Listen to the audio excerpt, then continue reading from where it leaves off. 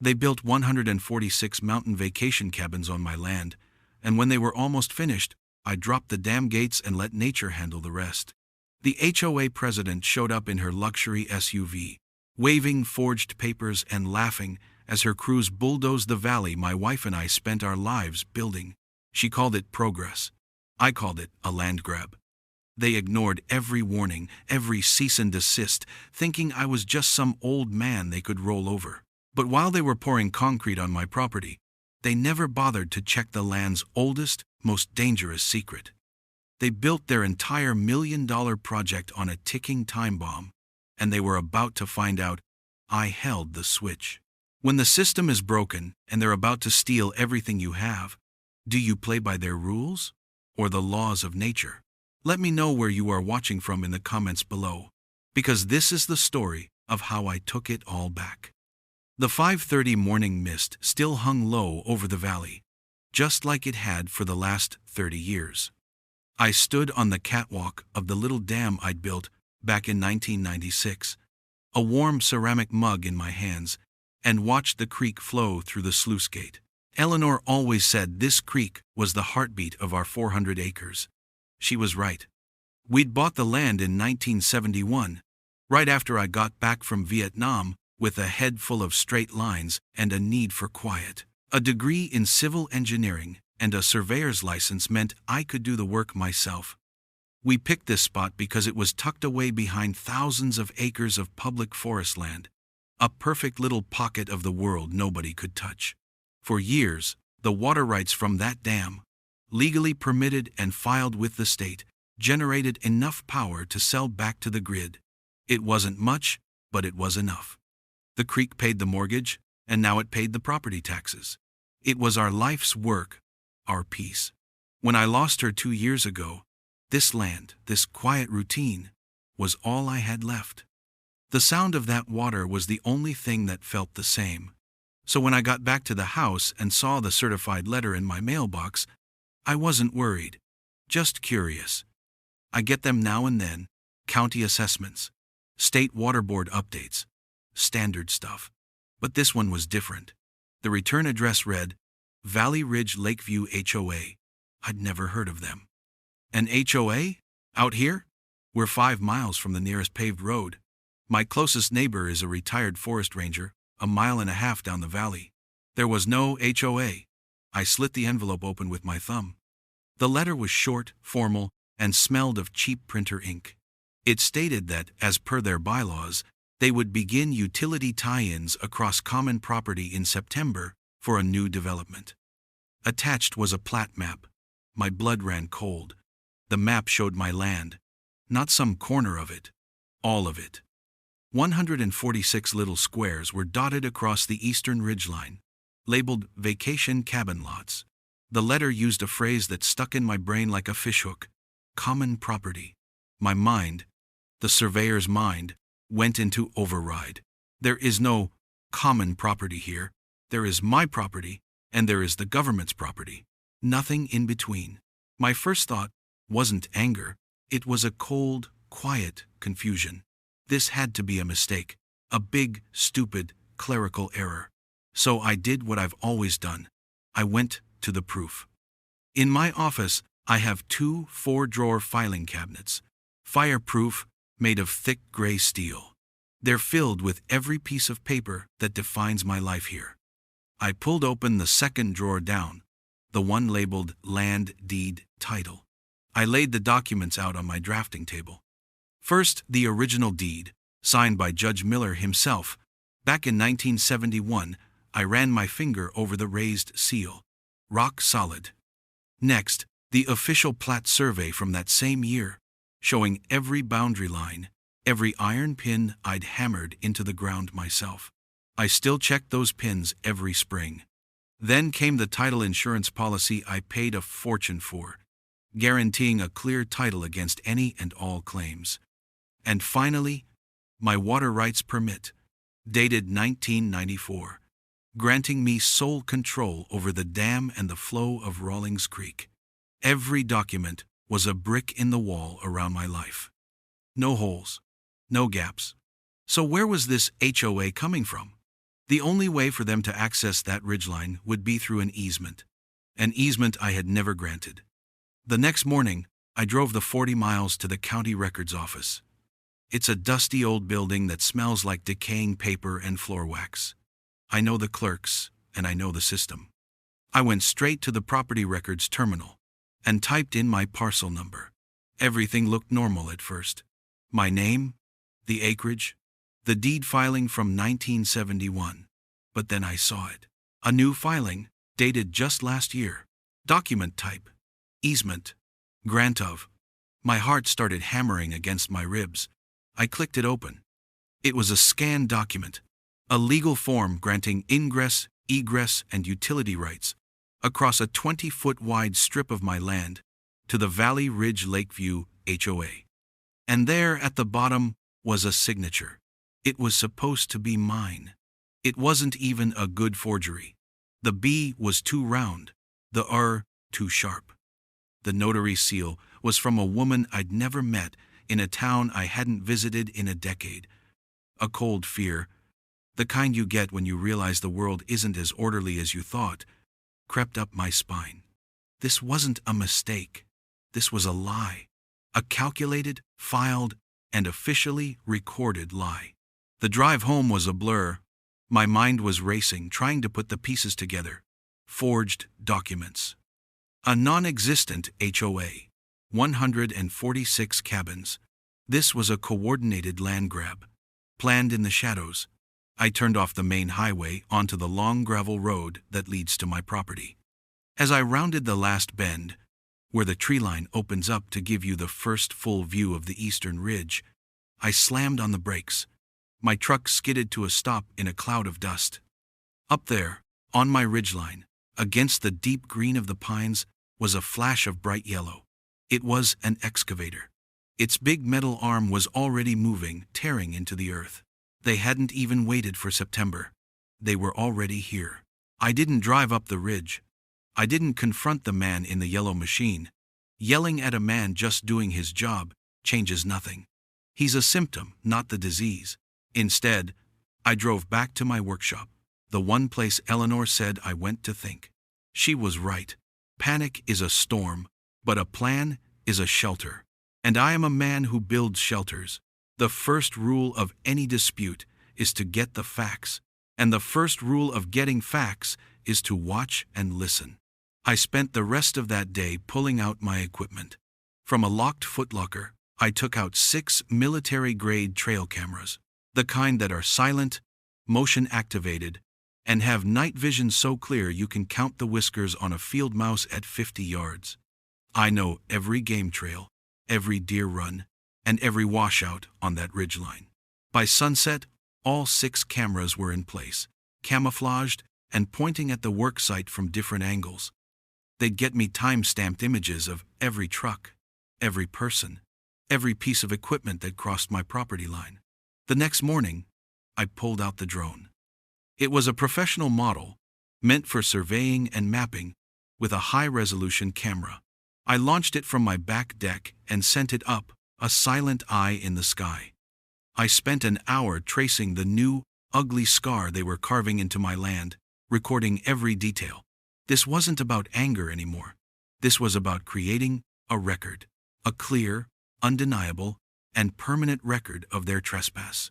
Paper can lie, a signature can be forged, but video footage of a Caterpillar D6 bulldozer pushing over 100-year-old pine trees on GPS-verified coordinates is hard to argue with. While the drone battery charged, I went back to the paperwork. The forged easement was the key, but the zoning felt wrong too. You can't just put 146 cabins anywhere you want. I called the county zoning department. I got a junior clerk on the line, a young man who sounded like he was still learning the ropes. I gave him my parcel number and asked a simple question. What's the current zoning for this land? I could hear him typing. A long pause. Sir, that's zoned RA10, Rural Agricultural, 10-acre minimum per residence. My heart beat a little faster. So, a high-density vacation rental project with 146 units, that wouldn't be permitted, would it? Another long pause. "No way," he said, his voice dropping a little. "Not even close. You'd need a major variance for that." I took a breath. "Has a variance been filed for this parcel?" He typed again. "This is weird," he mumbled. "There's a note here. Says the variance was waived. It was approved under the old Property Association Charter from 2002, the Valley Ridge Preservation Society." He just handed me the missing piece. The name on the letter was Valley Ridge Lakeview HOA. The name on this secret waiver was different. "Can you email me a copy of that note?" I asked, keeping my voice level. A few minutes later, an email dinged in my inbox. There it was, in black and white. A digital copy of a memo, signed by a planning commissioner who retired 5 years ago, waiving the zoning requirements. The justification was thin, citing a defunct 2002 HOA charter that was dissolved in 2008, a fact I quickly confirmed on the Secretary of State's website. This wasn't just a lie. It was a ghost story. They had resurrected a dead legal entity to push through an illegal approval. Now I had a name. I started digging into the old records for that 2002 Preservation Society, and one name kept popping up on the incorporation papers, the meeting minutes, the dissolution filing. Cynthia Maris. I did a quick search. She was a former real estate agent with a slick, professional website. Her face, framed by perfect hair and a predatory smile, beamed from the screen. Her specialty was quiet closings and developing overlooked land parcels. There were a few hushed articles about lawsuits and disputes with absentee landowners. Every story had the same pattern: confusing paperwork, sudden construction, and an offer to buy the owner out for pennies on the dollar once the damage was done. My hands were shaking, but not from fear. It was a cold, quiet rage. I was her next target. That evening, my neighbor, the retired ranger, drove up in his old pickup. He was holding a glossy piece of paper. "Ben, I got this in the mail," he said, looking worried. "Figured you should see it." It was a marketing flyer. A beautiful, full-color brochure. At the top, in big friendly letters, it said, "Lakeview Luxury Cabins, your mountain getaway awaits, move-in ready by summer." Below the text was an artist's rendering. It was an aerial view of the valley, my creek, my dam ridgeline, now covered in identical little cabins with smiling, happy families on the porches. They were selling my home, my life's work. They were selling Eleanor's legacy. It was all there, polished and packaged for sale. I thanked my neighbor, went back inside, and sat at my drafting table. The plans, the lies, the smiling face of Cynthia Maris, it all swirled in my head. They thought I was just some old man who would get tangled in their legal mess until it was too late. They thought paper and lawyers were the only weapons that mattered. They were wrong. I stood up and walked over to a different filing cabinet, an older, scratched-up one in the corner. I didn't open the drawer labeled Land. I opened the one below it, labeled Dam, ENG, Safety. My fingers bypassed the inspection logs and maintenance schedules. I reached all the way to the back and pulled out a thick, sealed manila envelope. On the front, in my own neat block lettering from years ago, were 4 words: Flood Emergency Protocol, 2006. They had built their house of cards on my land, but they had never once bothered to ask what happens when it rains. The Flood Emergency Protocol wasn't a plan for destruction. It was a plan for survival. When Eleanor and I built the dam, we hired the best hydrologist in the state to model a 100-year flood event. That envelope contained his final report, complete with flow rate calculations, spillway capacities, and inundation maps showing exactly where the water would go if the main sluice was ever overwhelmed. They were building their cabins directly in the path of that designated emergency spillway. But I needed more than a 30-year-old report. I needed fresh proof, something a judge could see and a jury could understand. The truth wasn't just in the water, it was in the soil. Before the sun was fully up the next day, I took my old soil auger, and a dozen canvas sample bags and walked the perimeter of their worksite. I moved like a ghost through the woods I knew better than my own face. I took samples from the base of the ridge, from the middle of the slope where they were pouring concrete footings, and from the newly cut road they'd bladed in. I labeled each bag with GPS coordinates and took a corresponding photo. That afternoon, I drove 2 hours to a geotechnical lab run by a man I'd worked with back in my surveying days. I paid in cash and asked for a full analysis: soil composition, shear strength, and liquefaction potential under saturation. I didn't tell him why. I didn't have to. The numbers would tell the story.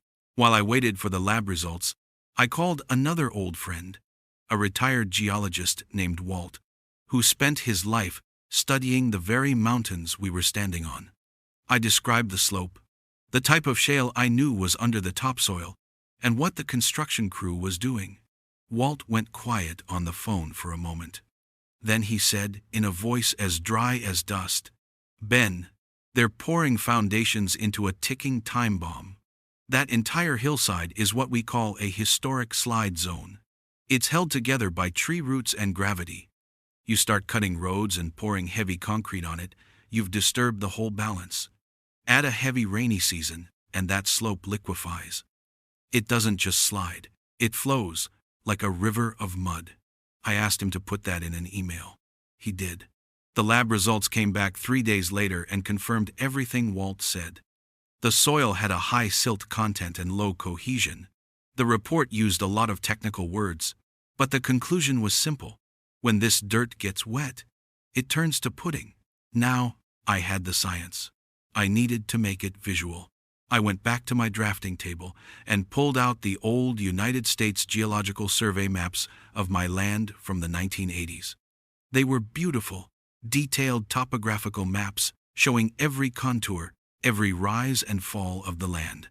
Then I took the high-resolution elevation data from my drone flight and loaded it into my computer. Using my surveying software, I created a 3D model of the ridge as it was today. Then I overlaid the old USGS map. It was a perfect one-to-one match. The software highlighted the steepest parts of the slope, the exact areas the old geologists had marked as unstable, the exact areas where the HOA was now building their luxury cabins. With my folder of evidence, the lab report, Walt's email, and the map overlay, I drove to the county building and asked to speak with a building inspector. A man in a stained polo shirt and a weary expression met me in the lobby. I laid my documents out on the counter.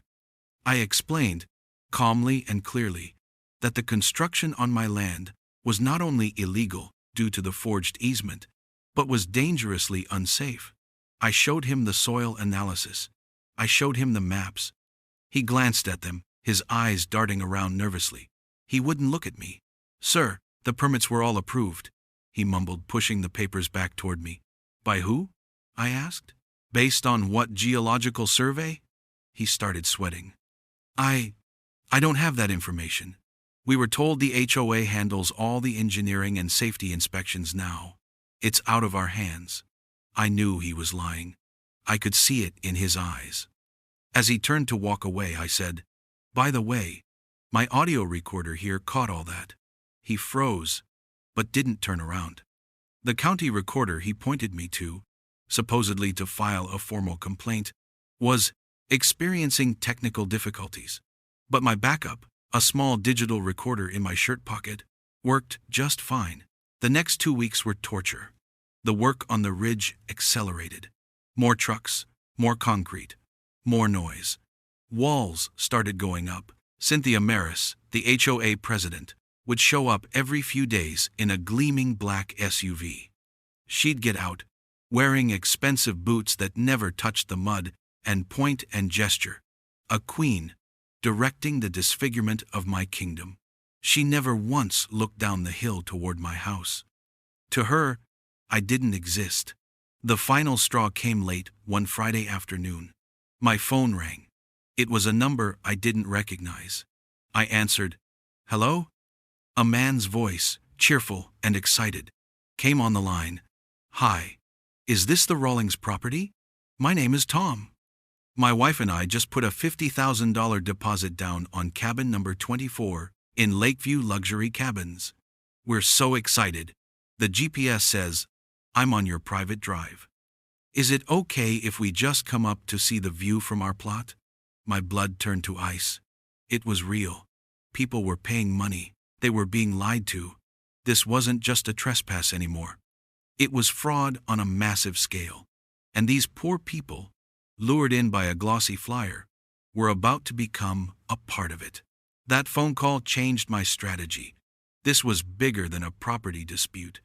This was fraud. It was time to bring in someone who lived and breathed the one thing Cynthia Maris thought she had mastered: the paper trail. I called Jim Brunner. Jim had been a friend of Eleanor's, a quiet, gruff lawyer who had retired from the county attorney's office but still did part-time title research for a few select clients. He hated bullies and loved paperwork. When I laid out my files on his dining room table, the forged easement, the zoning waiver tied to a dead HOA, the soil reports, he didn't say much. He just put on a pair of reading glasses and started reading, his bushy gray eyebrows furrowing.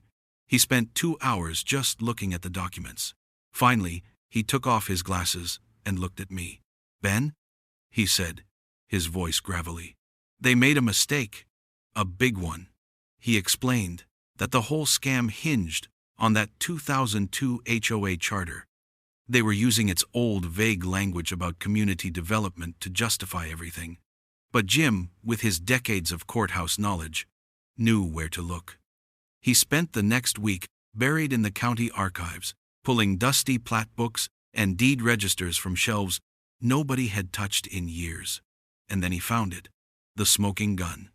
The original 2002 filing for the Valley Ridge Preservation Society had been filed under the wrong township line. It was a simple clerical error from 20 years ago, but it had a massive consequence. The legal description of the land covered by that HOA never included my 400 acres. My parcel was, and always had been, in a completely different legal township. Their entire foundation, the legal entity they had resurrected to waive zoning and claim authority, was built on a boundary mistake. They had no jurisdiction, no authority, nothing. It was all a house of cards built on a typo. While Jim was digging through the past, I got a break in the present. One evening, a dusty pickup truck I didn't recognize pulled up my driveway. The driver was a man in his 40s, with work-worn hands and a weary look in his eyes. He introduced himself as Tyrell James, the construction foreman for the cabin project. "Mr. Rawlings," he said, not making eye contact.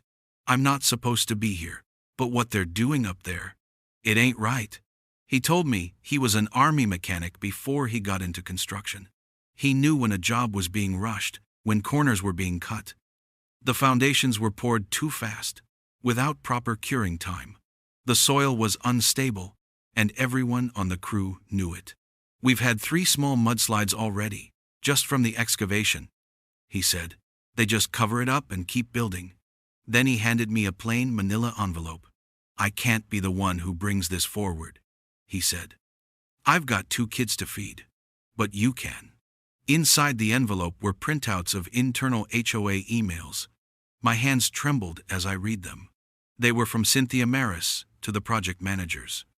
One read, "The old man on the lower parcel is making noise. Ignore him. He has no standing." Another was even worse. "The soil stability concerns are overblown. Just keep the build on schedule. If he keeps complaining, fence him in if you have to." It was all there. Proof that they knew. They knew the land was mine. They knew it was dangerous. They just didn't care. Armed with Jim's discovery and Ty's emails, we were ready. Jim drafted a formal cease and desist order. It wasn't just a letter. It was a cannonball. It laid out everything: the forged easement, the illegal zoning waiver based on a non-existent jurisdiction, the evidence of construction on a known landslide zone, and the internal emails proving they knew all of it. We sent it via certified mail to the HOA's post office box and emailed a copy directly to Cynthia Maris. We expected a response. A panicked phone call. Something. We got nothing. Complete silence. They just kept building. Faster now. As if they could outrun the truth. But then, their counterattack came. Not from a lawyer, but from a woman in khaki pants and a polo shirt with an HOA compliance patch on the sleeve.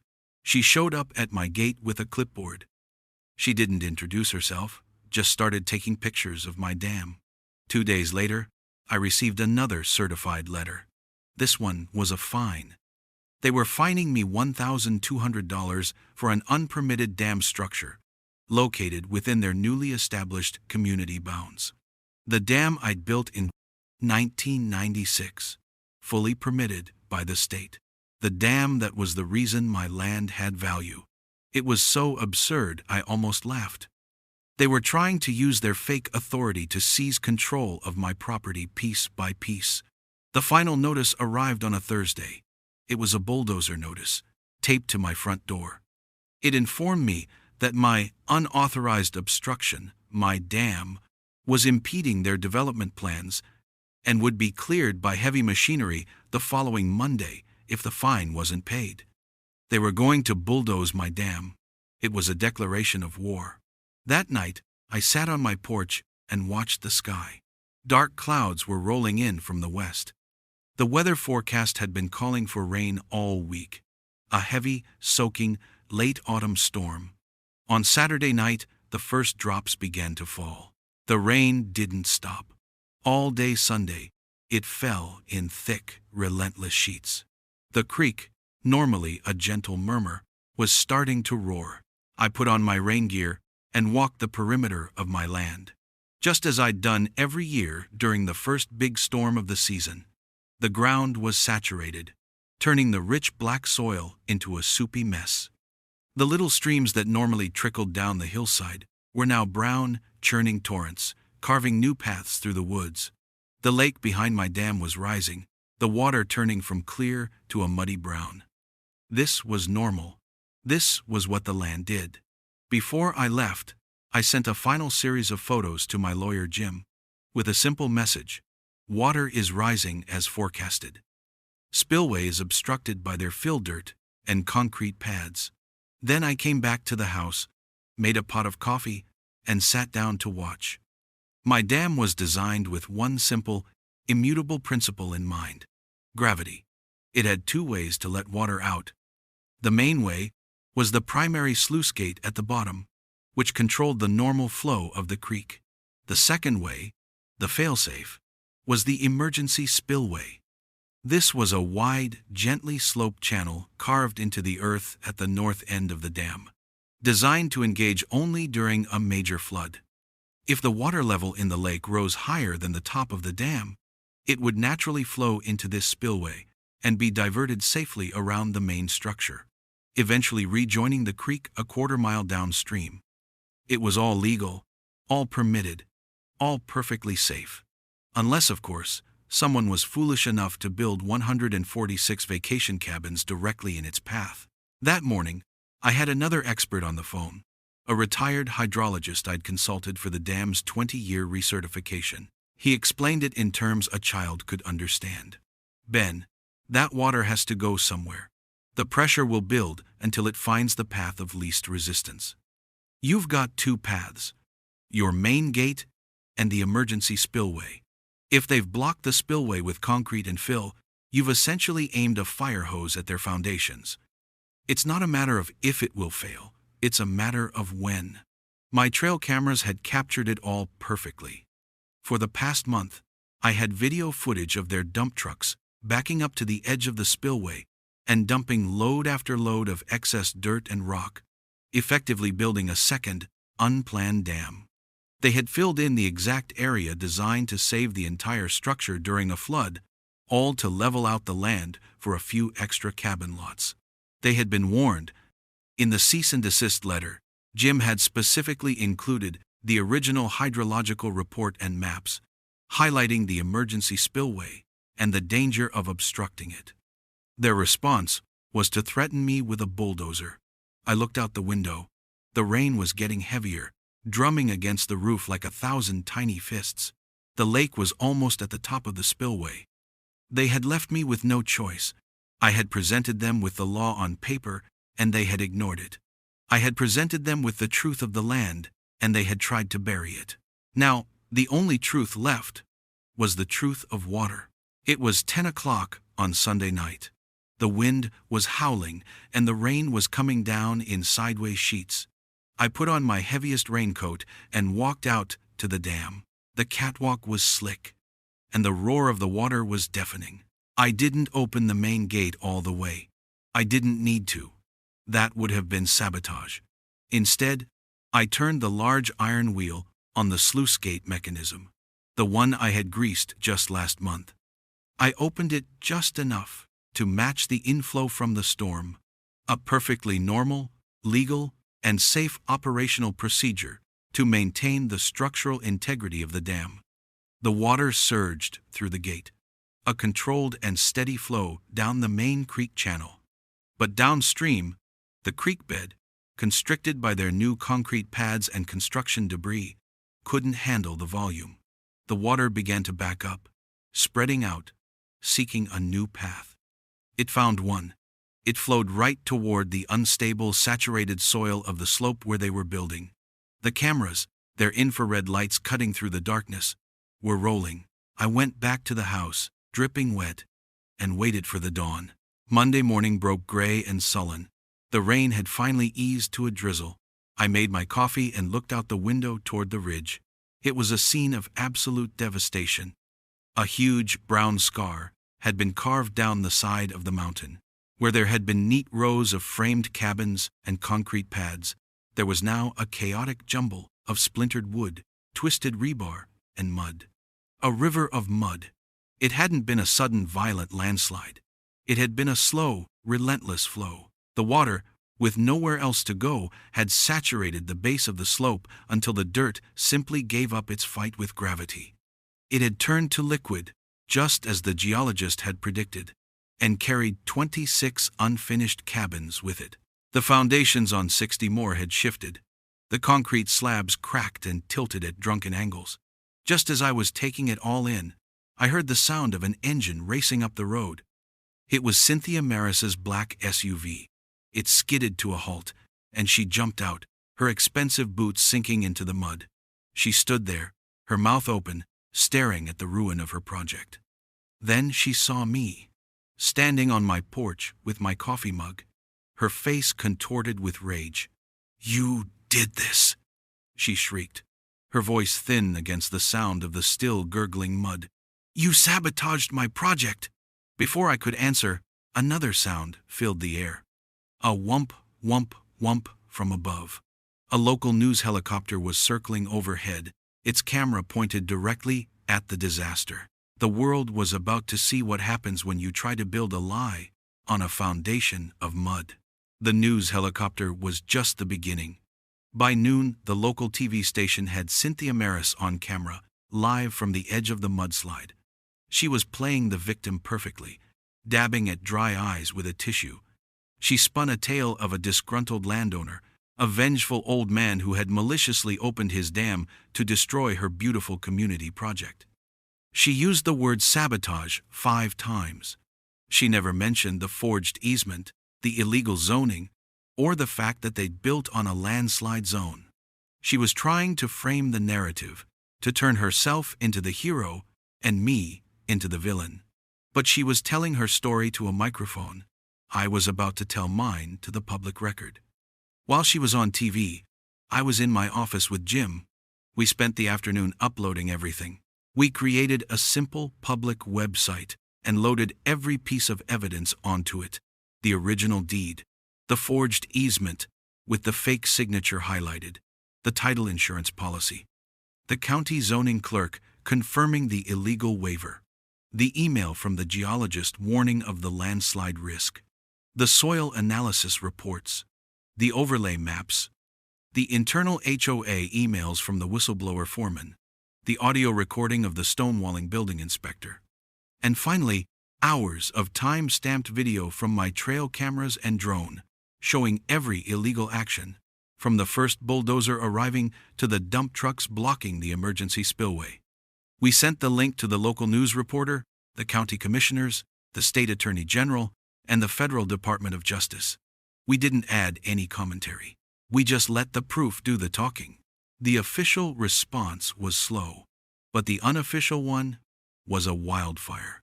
The story was no longer about a simple mudslide. It was about fraud. 2 days later, a nervous-looking man in a suit showed up at my gate. He was the HOA's lawyer. He didn't serve me with papers. He came with an offer. He sat at my kitchen table, refusing to look at the mud-caked ruins visible through the window. He spoke in a low, conspiratorial tone. "Mr. Rawlings," he said, "my clients are prepared to make this right. We can fix this quietly."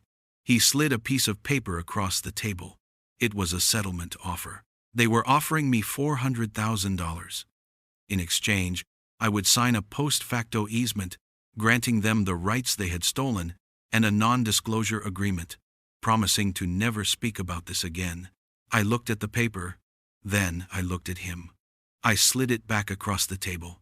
"No," I said. Just that one word. He looked stunned.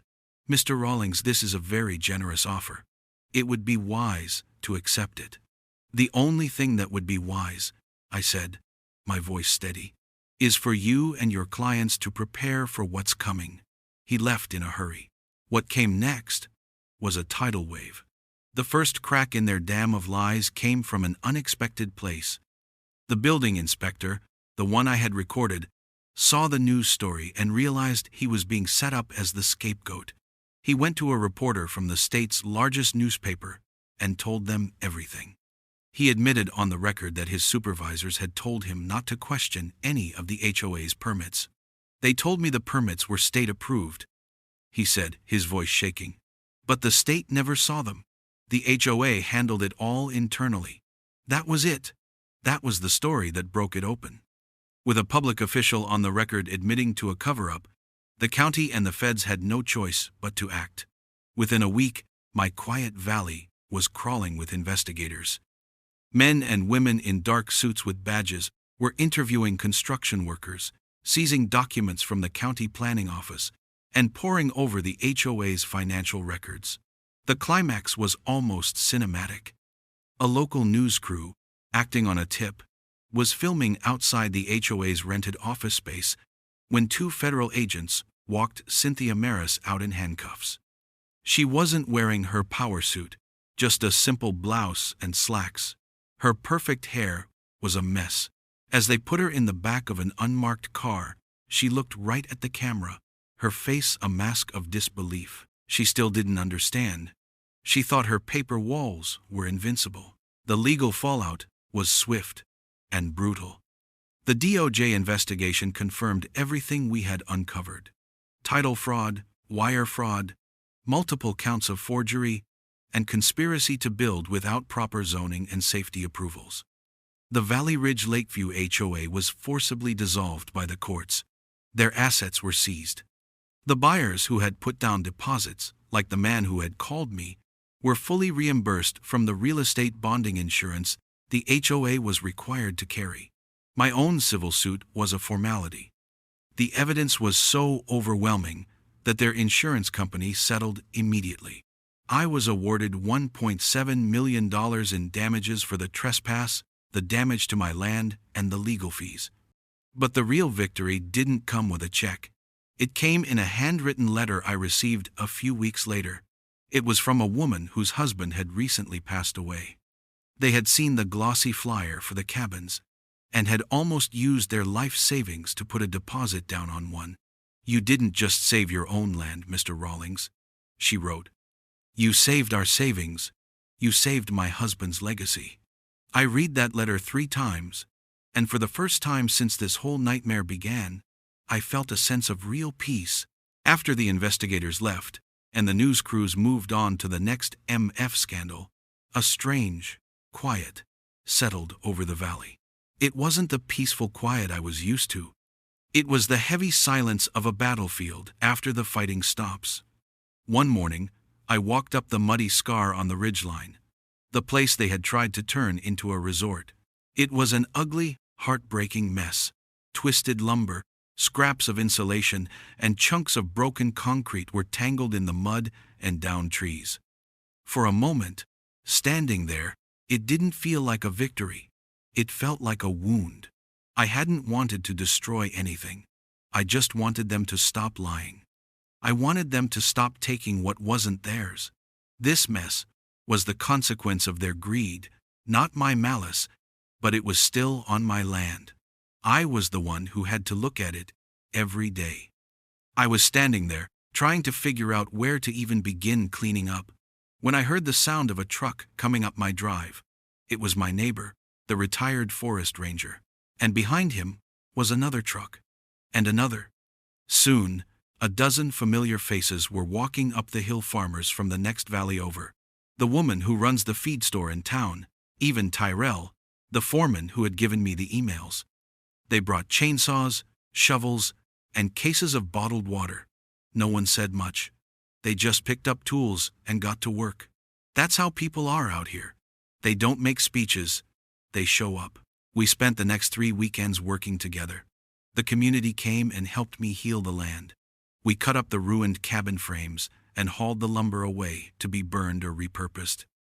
We pulled the concrete footings out of the mud with tractors and chains. We cleared the debris from the emergency spillway, allowing the water to flow freely again in the path nature intended. The local nursery donated hundreds of saplings, and we spent a whole Saturday replanting the hillside, trying to give the soil something to hold on to again. During those long days of hard work, I realized something. Cynthia Maris and her fake HOA thought power came from paperwork and lawyers. They were wrong. Real power, the kind that lasts, comes from community. It comes from the quiet respect of your neighbors. It comes from knowing that when things get tough, you won't be standing alone. By the end of the month, the ugliest of the scars were beginning to heal. The land was still wounded, but it was on its way back. My land. I wanted to make sure this never happened to anyone else. With part of the settlement money, I funded a small project with Jim's help.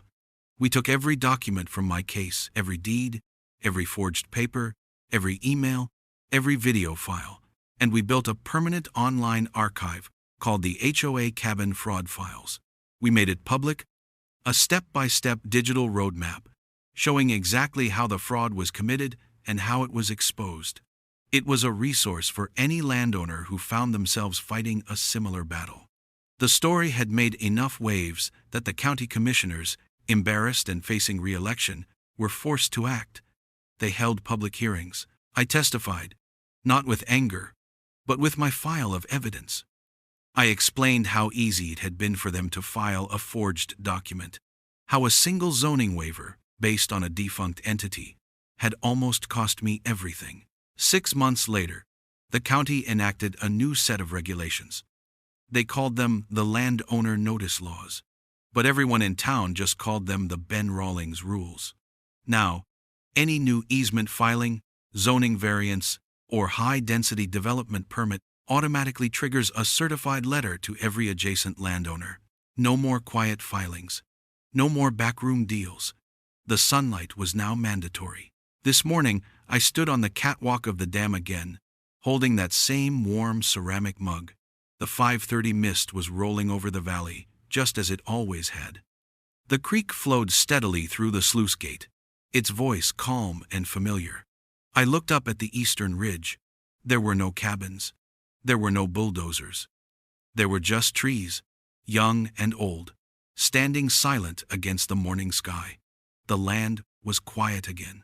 The land was mine. This whole fight taught me a hard lesson. You can lie on paper. You can lie in court. But you can't lie to water. And you can't lie to a man who remembers where every single corner pin is buried.